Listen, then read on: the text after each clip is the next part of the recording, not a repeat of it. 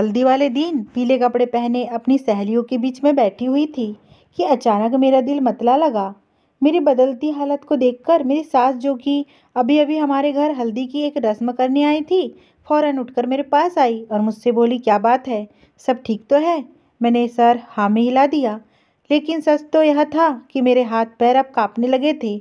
मेरी सास मेरे पास आकर बैठ गई और कहने लगी, बेटा बेटा क्या हुआ है तुम्हें? तुम्हारी तबीयत ठीक नहीं लग रही, थोड़ी देर आराम कर लो। मेरे आसपास बैठी मेरी सहेलियों मेरी सास की बात सुनकर कहने लगी, वह सास हो तो ऐसी, इतनी ख्याल रखने वाली कि दिल चाहता है कि हमारी भी ऐसी ही सास हो। मेरी एक चुलबुली सहेली की बात पर मेरी सब सहेलियां जोर जोर से हंस रही थी। हल्दी की खुशबू मेरे सर को छड़ी जा रही थी और मुझे ऐसा लगता था कि जैसे बस अभी मैं गिर जाऊंगी। तभी सामने से आते सूरज पर जब मेरी नज़र पड़ी तो मेरी निगाहें खुद बेखुदा मेरे शरीर में एक मीठा सा दर्द जाग गया। बस एक रात मेरी जान, कल हम एक हो जाएंगे, वो मेरे कानों में सरगोशी करते हुए बोला था। तो मैं शर्म से मेरे गाल लाल होने लगे। इतने में मेरी सास मेरे लिए जूस ले आई और मुझसे कहने लगी कि जल्दी से इसे पीकर ख़त्म करो। मुझे लगता है तुमने कुछ खाया पिया नहीं है, इसलिए कमजोरी हो रही है। मुझे ऐसा लगा कि मेरा दिल बंद हो जाएगा। मुझे जूस की खुशबू से भी मेरा दिल बंद हो जाएगा। मुझे जूस की खुशबू से भी उल्टी आने लगी। मन कर रहा था, जूस का गिलास अभी मुंह को लगाया हुआ ही था कि मेरी तबीयत एकदम से बिगड़ गई। ऐसा लगा कि अभी उल्टी आ जाएंगी। मैं जल्दी से उठकर अपने कमरे में भागी थी और सीधे बाथरूम में घुस गई थी। मेरे पीछे पीछे मेरी माँ और मेरी सास भी आ गई थी। बाथरूम में जाते ही मुझे उल्टियाँ शुरू हो गई थी। उल्टियाँ करके मैं दल हो चुकी थी। थोड़ी देर के बाद मैं बाहर आई तो मेरी माँ और मेरी सास बहुत परेशान थी। मेरी माँ ने कहा, थोड़ी देर आराम कर लो। मेरी सास भी मेरे पास ही बैठ गई। मेरे ससुराल ज़्यादा दूर नहीं था, सामने वाला घर ही मेरा ससुराल था। बचपन से ही मेरा आना जाना लगा रहता था। मेरी विधवा माँ मेरे पास ही आकर बैठ गई और मुझ पर कुछ पढ़कर फूंकने लगी। लोगों की भी गंदी नजरें होती है, ना जाने कौन आज आग भर भर के तुझे देखता रहा था। 100 बार तुझे कहा है कि अपना ध्यान रखा कर। मैंने चुप करते हुए कहा, मम्मी बस भी करे, क्योंकि मेरा सर भारी हो रहा था। मम्मी ने कहा, अपनी तबीयत जल्दी से अच्छी कर लो रज्जो, कल का दिन है। बस कल भी तुम्हारी यही हालत हुई तो लोग क्या कहेंगे? यहाँ तो लोग बातें करते नहीं रुकते कि लो बीमार बहू हमें चिपका दिया। ना जाने क्यों मुझे मम्मी की यह बातें अच्छी नहीं लग रही थी।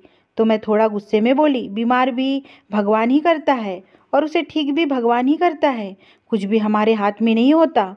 मैं कोई जानबूझकर तो बीमारी अपने ऊपर नहीं लाती हूँ। मम्मी कहने लगी, मैं कब कह रही हूँ, तुम भी बस बात का बतंगड़ बना लेती हो। शालिनी अब कम से कम आराम तो करो। तो मैं करवट मोड़कर लेट गई। अगले दिन बारात थी।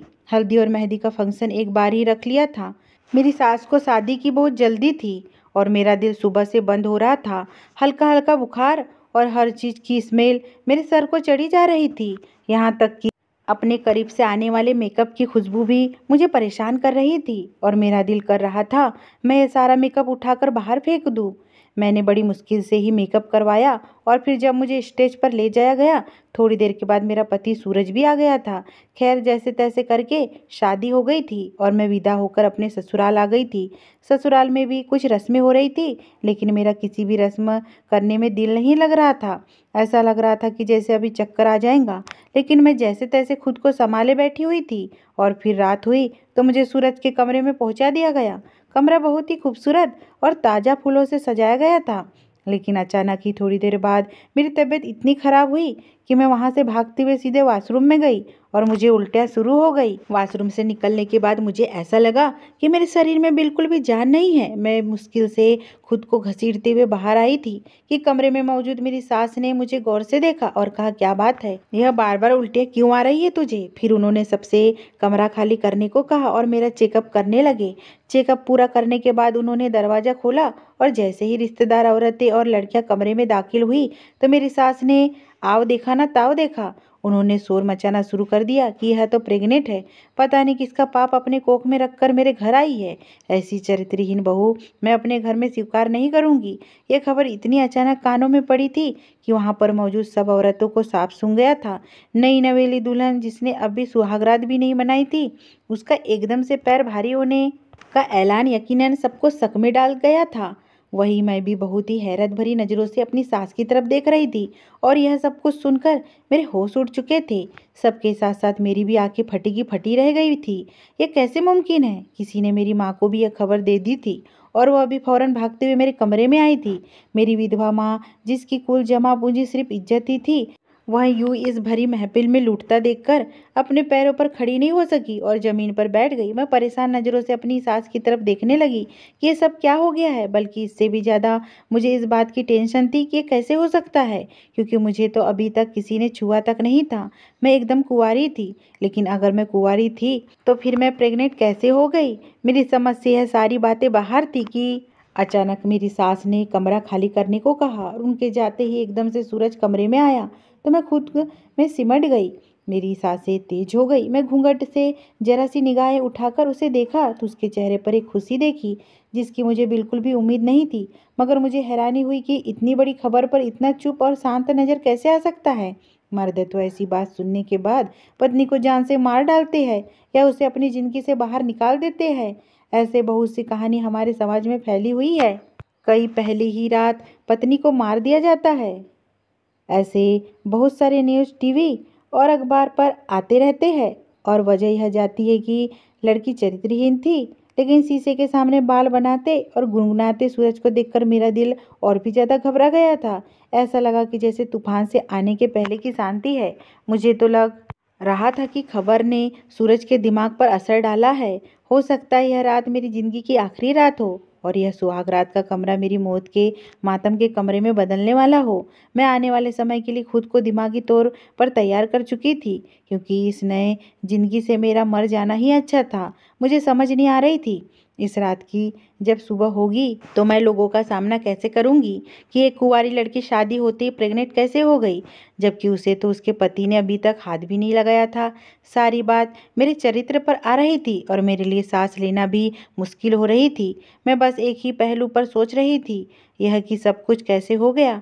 मेरा ना तो किसी के साथ ऐसा गंदा संबंध था जिसके नतीजे में यह सब कुछ हो जाता। शायद मेरी सास झूठ बोल रही है। इस ख्याल से मेरे दिल को थोड़ी तसल्ली हुई, लेकिन मेरा दिमाग उलझा हुआ था कि एकदम से सूरज मेरे पास आकर बैठा तो मैं एकदम से डर कर उछल पड़ी। घूंघट के पीछे से जब मैं सूरज की तरफ देखी तो वो मोहब्बत भरी नज़रों से मेरी ही तरफ देख रहा था।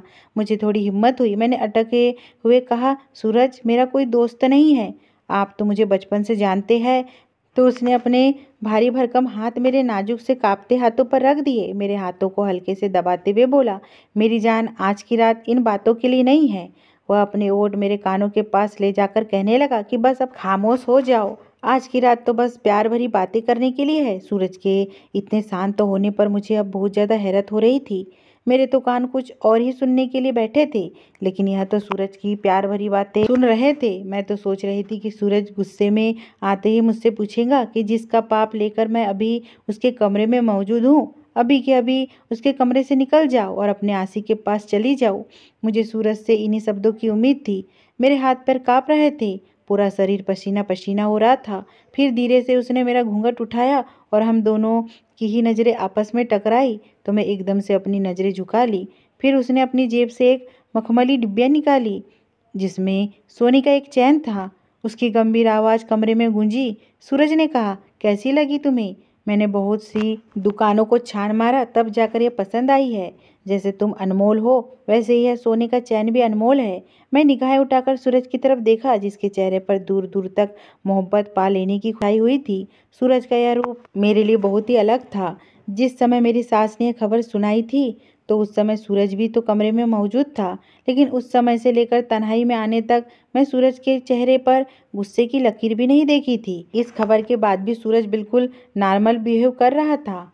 मुंह दिखाई में सूरज ने मुझे सोने का चैन देने के साथ साथ 2 लाख भी मेरी गोद में रख दिए तो मैं हैरान रह गई। सूरज ने कहा, इन पर सिर्फ तुम्हारा हक है। मैं परेशान सी नज़रों से कभी पैसों को और कभी सूरज की शक्ल की तरफ देखने लगी। समझ ही नहीं आ रहा था इस मौके पर क्या कहूँ। बस डर था तो एक ही बात का कि ना जाने सूरज का रवैया देख रही हूँ, वह किसी भी समय बदल सकता है।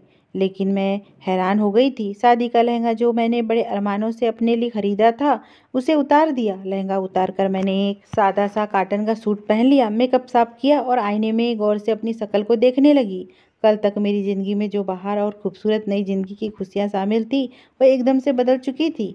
लेकिन हैरत यह थी कि सब कुछ वैसा ही था, सिवाय इसके कि मैं कुंवारी होते हुए भी प्रेग्नेंट हो चुकी थी। मैंने अपने पेट पर हाथ रखा और फिर आईने की तरफ देखने लगी। ये कैसे हो गया? परेशानी से मेरे चेहरे के हाव भाव बदलने लगे। मैं जब वॉशरूम से बाहर आई तो अपने लहंगे को मैंने अलमारी में लटकाया और अचानक मेरी नज़र बेड पर पड़ी थी, जहाँ बेड के आसपास ताज़ा मोतियों के फूलों की खुशबू अभी फैली हुई थी। बेड पर बिखरे गुलाब की पत्तियां वैसी की वैसी ही पड़ी थी और बेड की दूसरी तरफ सूरज पीठ किया लेटा हुआ था। इस बात के हवाले से मैंने जो सपने देख रखे थे वह सारे के सारे कांच की चूड़ियों की तरह टूटकर बिखर रहे थे। ये सोचकर मेरी आंखों में आंसू भर गए। मैं जिंदगी के किस मोड़ पर आकर खड़ी हो गई हूँ, जहाँ मेरा अपना आप ही गंदा हो गया है। ना जाने मम्मी का क्या हाल होगा। इतनी बड़ी खबर सुनने के बाद वो मेरे बारे में क्या सोचेंगी। उन्हें तो अपनी परवरिश पर बहुत ही गर्व था और अब उनका यह गर्व बहुत बुरी तरह किसी के पैरों तले मसला जा चुका था। हे भगवान, मेरे साथ ये क्या हो गया है? कुछ समझ नहीं आ रही थी। कोई सिरा नहीं मिल रहा था। खामोशी से मेरे दिल ही दिल में आंसू गिरते जा रहे थे। सूरज शायद अब सो चुका था तो मैं भी उसके बराबर में सिमट कर लेट गई। लेकिन नींद किस जालिम को आनी थी। मेरा सर दर्द की वजह से फटा जा रहा था। हे भगवान, मेरे पास तो कोई ऐसा भी नहीं है कि जिससे मैं अपना दुख बांट सकती। ना भाई है, ना ही तूने बहन दी जिसके गले लगकर रोकर मैं अपना गम हल्का कर सकूं। मेरी ये समस्या कैसे हल होगी? मेरी समझ से बाहर थी। हे भगवान, तूने मेरे साथ ये क्या कर दिया? मैं बार बार अपने आप को सवालों के कटघरे में लाकर खड़ा करती तो उतनी ही ज़्यादा दुखी हो जाती। मैं अपने साथ लेटे हुए अपने पति सूरज को देखा, जो बहुत ही सुकून से सो रहा था, और एक मैं थी जो बेशक से करवट पर करवटें बदलती जा रही थी। मुझे लगता था कि आज की रात बहुत ही लंबी रात हो गई है, जो ख़त्म होने का नाम ही नहीं ले रही है। सुबह कहीं 5 बजे जाकर मेरी आँख लगी तो थोड़ी देर बाद ही दरवाजे पर दस्तक की आवाज़ आने लगी और मेरी आँख खुल गई। मैं गर्दन मोड़कर दूसरी तरफ देखा तो सूरज ने जरा सी गर्दन उठाकर दरवाजे की तरफ देखा और फिर उठकर बैठ गया। जैसे ही उसकी नज़र मुझ पर पड़ी तो मुस्कुराने लगा। मैं भी उठकर एकदम से बैठ गई और रात होने वाले हादसे एक एक करके दोबारा से मुझे याद आने लगे तो मेरा दिल फिर से भारी होने लगा। मैं बस इंतजार में थी कि कब सूरज अपने दिल की भड़ास निकालता। लेकिन अभी तक तो मुझे कोई ऐसे आसार नज़र नहीं आ रहे थे कि जिससे मुझे अंदेशा होता कि सूरज मेरे ऊपर गुस्सा करेगा। तभी गुड मॉर्निंग मैडम जी, सूरज की बहुत ही मीठी और प्यार में डूबी आवाज़ मेरे कानों में गूंजी। तो मैं भी धीरे से उन्हें गुड मॉर्निंग कहा और फिर वह बेड से उतरकर दरवाजे की तरफ बढ़ा तो सामने ही उसकी माँ खड़ी हुई थी और उसकी माँ के साथ ही एक नौकरानी ट्रे उठाकर अंदर आई। राजो, फ़ौरन नाश्ता कर लो, फिर मुझे तुम्हें इंजेक्शन भी लगाना है। रात से तुम बहुत ज़्यादा कमज़ोर हो चुकी हो, तुम्हें ताकत का इंजेक्शन देना है। मैं कुछ न समझते हुए उनकी तरफ देखने लगी तो उन्होंने नौकरानी को इशारा किया तो उसने ट्रे मेरे बेड पर रख दी। मेरी सास ने कहा, राजू जल्दी जल्दी नाश्ता करो, उसके बाद आज मुंह दिखाई की रस्म भी है, करनी है। थोड़ी देर से मेहमान आना शुरू हो जाएंगे, बहुत सारी तैयारी करनी है। नाश्ता करने को मेरा बिल्कुल भी दिल नहीं कर रहा था, लेकिन मैं लगभग 2 दिन की भूखी थी। उल्टियाँ कर करके मेरा पेट बिल्कुल खाली हो चुका था, इसलिए पेट में अजीब सा दर्द और खालीपन महसूस हो रहा था। फिर मेरी सास सूरज की तरफ मुड़कर सूरज से कुछ कहने लगी। सूरज, तुम्हारा आज पार्टी के लिए ड्रेस तैयार है, पहन कर देख लो। अगर तुम्हें लगता है कि इसे दोबारा इस्त्री होना चाहिए तो बता देना, मैं नौकरानी से कह के दोबारा इस्त्री करवा दूंगी। मैं उन दोनों माँ बेटे को आज की होने वाली रस्म के लिए तैयारी के हवाले से इतना खुश होते देख रही थी और उनकी बातें सुन रही थी। मैं बहुत ही हैरान हुई। मैं आहिस्ता के साथ उठी, वॉशरूम गई और फ्रेश होकर बाहर आई। मैंने एक ब्रेड उठाई और एक कप चाय का उठा लिया। जैसे ही मैं चाय का कप खत्म करके ट्रे पर रखा तो नौकरानी ने मेरे सामने से ट्रे उठा ली और बाहर निकल गई। फिर मेरी सास मेरे पास बैठी। उन्होंने अपने हैंडबैग से एक इंजेक्शन निकाला और मुझसे कहा, अपना हाथ आगे करो। मैं चुपचाप अपना हाथ आगे किया तो उन्होंने मुझे इंजेक्शन लगा दिया। इसका थोड़ा सा दर्द तो हुआ था, लेकिन फिर ठीक हो गया। इतने में सूरज का भाई भी कमरे में आ गया। सूरज का यह भाई दिमागी तौर पर पागल था। वह बच्चों जैसी हरकतें किया करता था। हालांकि उसकी उम्र 25 साल हो चुकी थी। वह अंदर आया और मुझे देखकर ताली बजाते हुए बोला, मम्मी, क्या अब यह हमारे साथ ही रहेंगी? तो मेरी सास ने हंसते हुए कहा कि हाँ हाँ, अब यह हमारे ही घर में रहेंगी। अच्छा, अब तुम बाहर जाओ, दुल्हन को तैयार भी होना है, फिर हम उसे लेकर मैरिज हॉल के लिए निकलेंगे। मेरी सास की बात पर मेरे देवर का मूड खराब हो गया, लेकिन सूरज उसे जबरदस्ती बाहर ले गया। अब कमरे में मैं और मेरी सास अकेले थे कि अचानक वह मेरे पास आई और कुछ पैसे मेरे गोद में रख दिए और कहा, इन्हें खर्च करो और पैसे बच्चा होने के बाद तुम्हें मिल जाएंगे। अपनी सास की बात सुनकर पहले तो मुझे हैरत हुई, लेकिन फिर मुझे गुस्सा आ गया। मैं कुछ कहना ही चाहती थी कि वह एकदम से बोली, तुम्हें अभी कुछ भी कहने की परमिशन नहीं है राजू, अभी घर मेहमानों से भरा पड़ा है और मैं आगे कोई बात नहीं सुनना चाहती। मैंने कहा, लेकिन मुझे आपसे एक सवाल ज़रूर करना है और भगवान के लिए मुझे उसका जवाब देकर जाइए। मुझे समझ नहीं आ रहा है कि आपने मुझे यह पैसे क्यों दिए हैं और इस बच्चे से मेरा क्या संबंध है। मैं तो बिल्कुल कुंवारी हूँ। अच्छा, तो तुम कुंवारी हो? मेरी सास ने जरा गुस्से से मेरी तरफ देखा। अगर तुम कुंवारी होती है, बच्चा क्या फूंक मारने से तुम्हारे पेट में आ गया है?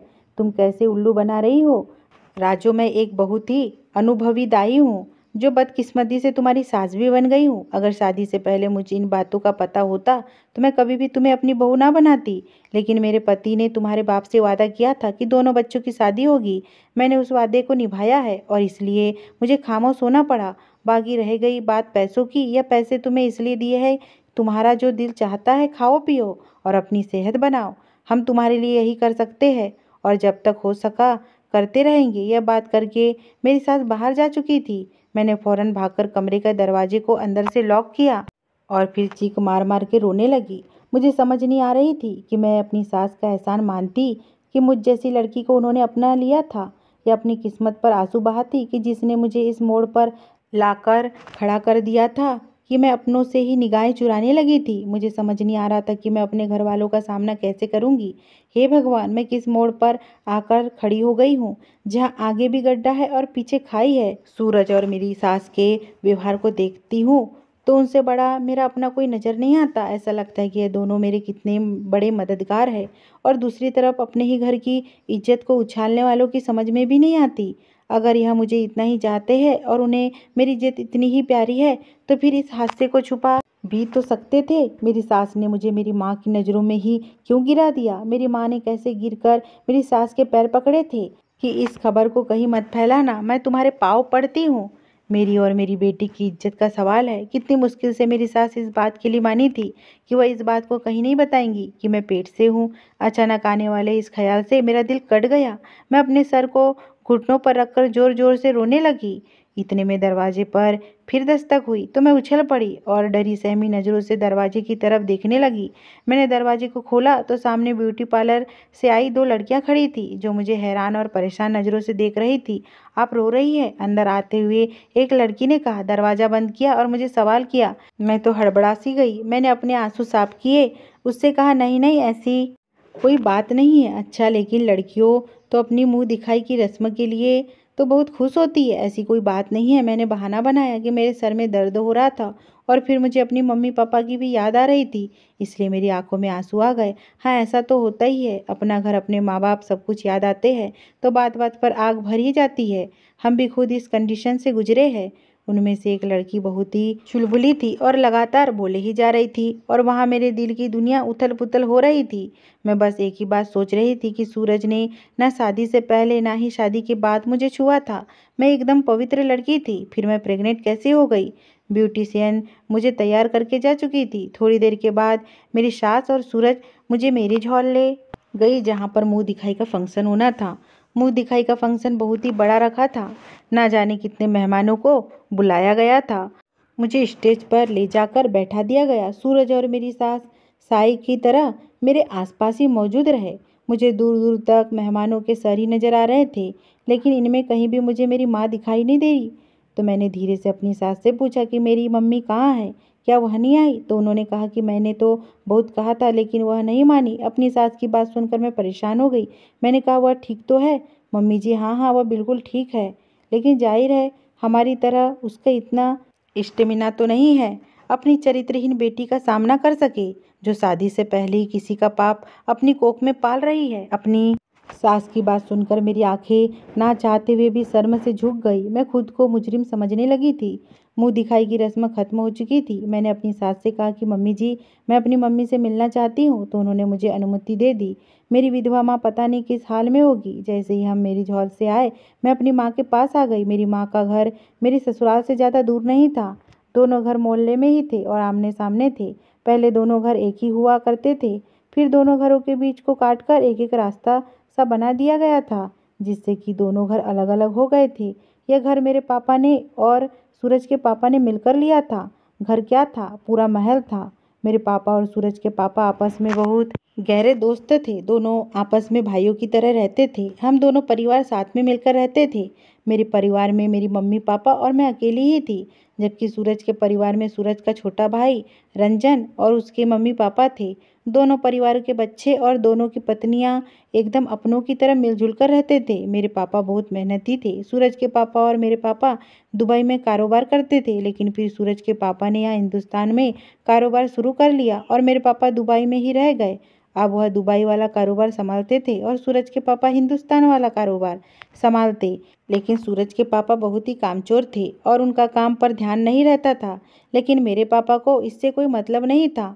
उन दोनों की आपस में बहुत गहरी दोस्ती थी और वह सूरज के पापा को बिल्कुल अपने भाई जैसा मानते थे। लेकिन धीरे धीरे मेरे पापा को लगने लगा था कि उनका दोस्त तो उनके पैसों पर ऐश कर रहा है और खुद कोई काम नहीं करता। तो फिर पापा ने हर चीज़ का बंटवारा कर लिया था।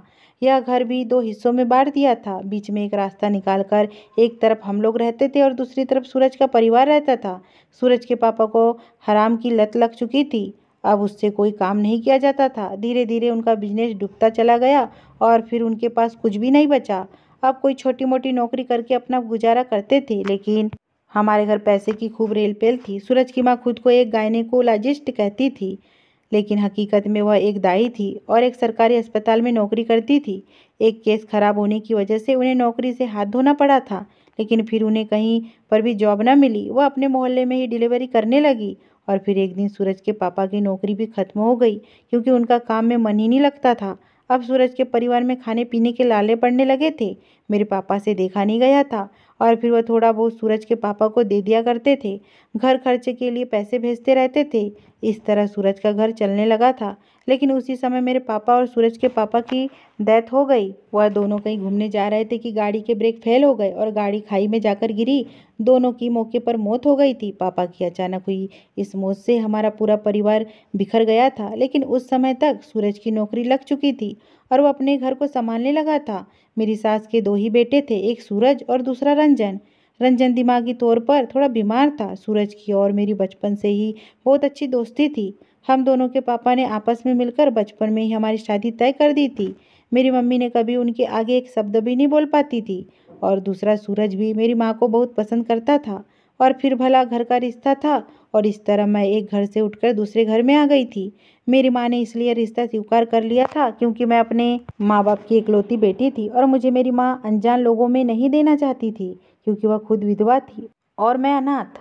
हमारे सर पर किसी का हाथ नहीं था। पता नहीं अनजान लोग कैसे निकले। इसलिए मेरी माँ ने सूरज से शादी करने में ही खैरियत समझी थी। सब कुछ सोचते सोचते खुद ब खुद आंसू बहने लगे। सब कुछ ठीक जा रहा था, लेकिन पता नहीं कैसे यह मेरी प्रेगनेंसी की बात बीच में आ गई। मैं मम्मी के कमरे में दाखिल हुई तो वह बेड पर लेटी हुए छत की तरफ घूर रही थी। मैं उनके पैरों में जाकर बैठ गई तो वह मुझे खाली खाली नज़रों से देखने लगी। मेरी मम्मी गुस्से से बोली, ऐसे भी क्या आग लगी थी राजो? तुझे शादी तो तेरी सूरज से एक न एक दिन हो जानी थी। यह मुफ्त की कालिक अपने माथे पर लगाने की क्या ज़रूरत थी? तुझे क्या कमी गई थी मेरी परवरिश में जो तूने मुझे ये दुख दिया? मम्मी की बात पर मैं रो पड़ी। मम्मी, मेरा विश्वास करे, मैं निर्दोष हूँ, मैं बिल्कुल पवित्र हूँ। क्या मुझे आपको भी विश्वास दिलाने की ज़रूरत है? मैं फूट फूट कर रो रही थी। तो मम्मी एकदम से चौंक कर मेरे पास बैठ गई। यह क्या कह रही हो रज्जो? मैं ठीक कह रही हूँ मम्मी, मुझे कुछ नहीं पता। जो कुछ भी मेरी सास कह रही है वह सही है या गलत? मुझे आपकी कसम, मैं बिल्कुल पवित्र हूँ और मैं नहीं जानती कि इस मेरे पाप का असल का कारण कौन है। तो मम्मी हैरत और परेशान की मिली जुली हालत में मेरी तरफ देखने लगी। यह पाप किसका है? हे भगवान, ये क्या मुसीबत हमारे सर पर टूट पड़ी है? मम्मी सर पकड़कर बैठ गई और मैं भी बेआवाज़ रोती चली गई। कुछ देर मम्मी के पास बैठने के बाद मैं अपने घर वापस आ गई थी। मेरे लिए बात बहुत ही हैरान कर देने वाली थी कि सूरज बिल्कुल भी मेरे करीब नहीं आता था, ना ही उसने अपने पति होने का हक मुझसे वसूला था। मैं जितना उसके करीब जाने की कोशिश करती तो वो मुझसे कहता कि जब तक तुम यह बच्चा पैदा नहीं कर लेती हो तब तक मैं तुम्हें हाथ भी नहीं लगाऊंगा। और यह बात करते करते सूरज के शब्दों में ना तो मुझे कोई ताना नजर आता, ना ही तंग और ना ही किसी तरह का कोई गुस्सा। वह यह बात इतनी आराम से करता कि मैं हैरान हो जाती। ऐसा लगता कि जैसे यह उसी का बच्चा हो। अब तो मुझे सूरज पर भी शक होने लगा था, लेकिन मैं खामोशी से आने वाले समय का इंतजार करती चली जा रही थी। पहले पहले तो मुझे लगा कि मेरी सास मुझ पर गलत इल्जाम लगा रही है, लेकिन जैसे जैसे मेरे पीरियड मिस हो रहे थे और मेरा पेट बढ़ता जा रहा था, मेरे होश भी उड़ते जा रहे थे। अब मुझे भी विश्वास हो चुका था कि मैं प्रेग्नेंट हूँ, लेकिन मेरे पेट में किसका बच्चा था मुझे नहीं पता था। कभी कभी सूरज पर शक होता कि कहीं सूरज ने ही तो मेरे साथ गलत नहीं किया। सूरज के अलावा मैं किसी लड़की के साथ नहीं उठी बैठी थी, लेकिन सूरज अगर मेरे साथ कुछ गलत करता तो फिर शादी के बाद उसने मुझे अभी तक हाथ क्यों नहीं लगाया था? वो मुझसे दूर दूर क्यों रहता था? और दूसरा शक मेरे देवर रंजन पर जाता था, लेकिन वह तो दिमागी मरीज था। वो मेरे साथ यह सब कुछ कैसे कर सकता था? लेकिन मैं अब भी सच जानने की ठान ली। आखिर मेरे पेट में किसका बच्चा था? मेरी जिंदगी में सूरज और रंजन के अलावा कोई दूसरा मर्द नहीं था। मैंने तय कर लिया कि जैसे ही बच्चे का जन्म होगा मैं बच्चे का डीएनए टेस्ट करवाऊंगी। जब मैं 8 महीने की प्रेग्नेंट हो गई तो चुपके से मैंने अपना चेकअप करवाया ही था कि अचानक ही मेरे दर्द शुरू हो गए। मम्मी मेरे साथ ही थी और आधे घंटे के अंदर अंदर मैंने एक प्यारी सी बच्ची को जन्म दिया। लेकिन ये खबर ना तो मुझे कोई खुशी दे पाई और ना ही मेरी माँ को। मैंने डॉक्टर से कहा कि मैं अपने बच्चे का डीएनए टेस्ट करवाना चाहती हूँ, तो डॉक्टर ने बड़ी हैरत से मेरी तरफ देखा, लेकिन मेरे चेहरे पर फैली कठोरता को देखकर उसने आगे कोई सवाल नहीं किया और इस बच्ची का डीएनए ले गया। मैं बच्ची को लेकर खामोशी से घर आ गई। मेरी सास और सूरज बच्ची को देखकर बहुत खुश हुए और मुझे भी अपने साथ लगा लिया। लेकिन मैं सपाट नज़रों से अपनी सास और अपने पति सूरज को देखती रही। और जैसे ही डीएनए की रिपोर्ट मेरे सामने आई तो मुझे पता चला कि मेरे बच्चे का असली बाप तो रंजन है, तो मेरे पैरों तले से जमीन निकल गई। मैंने वह डीएनए की रिपोर्ट लाकर अपनी सास और अपने पति के मुंह पर मारी।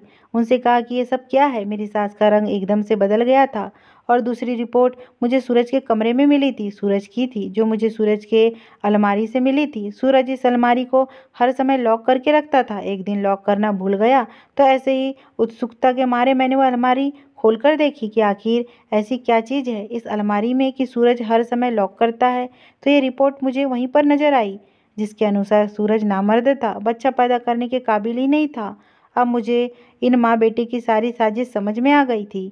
वह सूरज की कमी पर पर्दा डालना चाहते थे, क्योंकि मेरी सास और सूरज को यह लगता था कि नाजायज बच्चा पैदा हो जाने के बाद कभी भी आंख उठाने के काबिल नहीं रहूंगी, ना ही बच्चे के बाप के बारे में कोई सवाल करूंगी। और रह गई सूरज के अंदर की यह कमी, तो उसे इसलिए बर्दाश्त कर लूंगी कि मैं एक चरित्रहीन लड़की हूँ, शादी से पहले ही प्रेग्नेंट हो चुकी हूँ, और अपनी इस कमी के चलते मैं सूरज को इतनी बड़ी कमी के साथ स्वीकार कर लूंगी। लेकिन सब कुछ उल्टा ही हो गया था।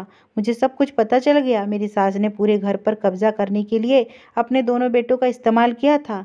ना जाने रंजन कितनी बार मेरी इज्जत के साथ खेल चुका था, क्योंकि मेरी सास अक्सर जब भी कोई अच्छी चीज़ पकाती तो मुझे अपने घर बुला लेती थी और रात भी अपने पास ही रोक लेती थी। उसकी अगली सुबह मेरा पूरा दिन सर घूमता रहता और शरीर दर्द करता, लेकिन समझ में नहीं आती थी कि मेरी तबीयत इतनी गिरी गिरी सी क्यों है। और यह बात मुझे अब समझ में आई थी। मुझे बेहोशी की दवा खिलाने के बाद वह मेरे शरीर को अपने बेटे रंजन के हवाले कर देती, जो दिमागी तौर पर पागल था लेकिन जिस्मानी तौर पर पूरा मर्द था। और वह पूरी रात मेरे शरीर के साथ खेलता रहता था, जिसके नतीजे मैं प्रेग्नेंट हो गई। और मेरी सास इसी मौके के इंतजार में थी। उन्होंने अब मेरे ऊपर और मेरी माँ के ऊपर एहसान करते हुए सूरज जैसे नामर्द बेटे की शादी मुझसे कर दी, ताकि सूरज का भरम भी कायम रहे और मैं अपनी सास के एहसान तले चुपचाप सारी जिंदगी गुजार दूं और वो तक ना करूं। एक ही तीर से दो शिकार। लेकिन मैं और मेरी माँ ने फैसला किया कि हम इस जुल्म के खिलाफ बोलेंगे। और फिर मैं पुलिस स्टेशन जाकर अपनी सास और दोनों बेटों के खिलाफ रिपोर्ट दर्ज करवा दी। मेरी सास और मेरे पति सूरज को 5 साल की सजा सुनाई गई, जबकि रंजन दिमागी तौर पर स्टेबल नहीं था, इसलिए उसे छोड़ दिया गया। लेकिन अब मेरे लिए यह और ज़्यादा परेशानी की बात थी, क्योंकि अब रंजन का देखभाल करने वाला कोई नहीं था और अब रंजन की जिम्मेदारी मेरे ऊपर आ गई थी। इस मामले में मैं रंजन को गलत नहीं ठहरा सकती थी, क्योंकि वह तो मासूम था। उसे जैसा कहा गया वैसा किया। रंजन को सही और गलत की कोई पहचान नहीं थी। मैं रंजन की देखभाल करने लगी। रंजन की देखभाल करते करते मैंने महसूस किया, रंजन दिल का बहुत ही अच्छा लड़का था, बिल्कुल बच्चों की तरह पाक साफ। उसके दिल में कोई पाप नहीं था। वो मेरे साथ बहुत खुश रहता था। मैं रंजन को लेकर डॉक्टर के पास गई और रंजन का चेकअप करवाया। रंजन को चेक करने के बाद डॉक्टर ने कहा कि रंजन ठीक हो सकता है, लेकिन उसके इलाज में बहुत ज़्यादा पैसे की ज़रूरत है और जितने पैसे डॉक्टर ने बताए इतने पैसे मेरे पास नहीं थे। इतना महंगा इलाज मैं रंजन का नहीं करा सकती थी। लेकिन अब मुझे अपनी बेटी का फ्यूचर भी दिखाई दे रहा था। कुछ भी कहो, जो बच्ची मेरी गोद में थी वह मेरा अपना ही खून थी और उसका बाप रंजन था। मैं अपनी बेटी के फ्यूचर के साथ खिलवाड़ नहीं कर सकती थी। मैंने अपनी सारी जमा पूंजी, यहाँ तक कि अपना घर भी बेच दिया और रंजन के इलाज पर पैसा लगा दिया। भगवान की कृपा हुई, धीरे धीरे रंजन ठीक होता चला गया। कुछ दवाइयों का असर था, कुछ मेरी मोहब्बत और देखभाल की थी कि रंजन ठीक होने लगा था। मेरी इतनी ज़्यादा देखभाल करने से रंजन मेरा दीवाना ही हो गया था। वह मुझसे प्यार करने लगा था और मैं भी तो अब रंजन के बिना नहीं रह सकती थी। मैं भी रंजन से प्यार करने लगी थी और फिर मैंने रंजन से शादी कर ली। रंजन आज बिल्कुल ठीक हो चुका है, लेकिन वह पुरानी बातें भूला नहीं था कि उसकी माँ ने किस तरह उसका इस्तेमाल करके मेरे साथ गलत किया था। रंजन मुझसे बहुत शर्मिंदा था। वह मुझसे माफ़ी मांगता कि मैंने तुम्हारी इज्जत के साथ खिलवाड़ किया था, मुझे माफ़ कर दो। मैंने रंजन को तो ना जाने कब माफ़ कर दिया था, क्योंकि रंजन को तो मैंने कभी भी गलत समझा ही नहीं था। आज मैं और रंजन शादीशुदा ज़िंदगी को बहुत ही खूबसूरती के साथ गुजार रहे हैं। मेरी सास और सूरज की सज़ा पूरी होने वाली थी और तभी रंजन ने कहा कि हम उन लोगों के साथ नहीं रहेंगे। रंजन मुझे लेकर एक किराए के घर पर आ गया। मैं और मेरी माँ और रंजन अब इस किराए के घर में रहते हैं। बैंक से कुछ लोन लेकर रंजन ने अपना बिजनेस शुरू किया। भगवान की कृपा हुई कि बिजनेस अच्छा चल निकला और हम बहुत ही सुकून की ज़िंदगी गुजार रहे हैं। अगर ये स्टोरी आपको पसंद आई हो दोस्तों, चैनल पे नए हो तो चैनल को सब्सक्राइब और वीडियो को लाइक कीजिए। धन्यवाद।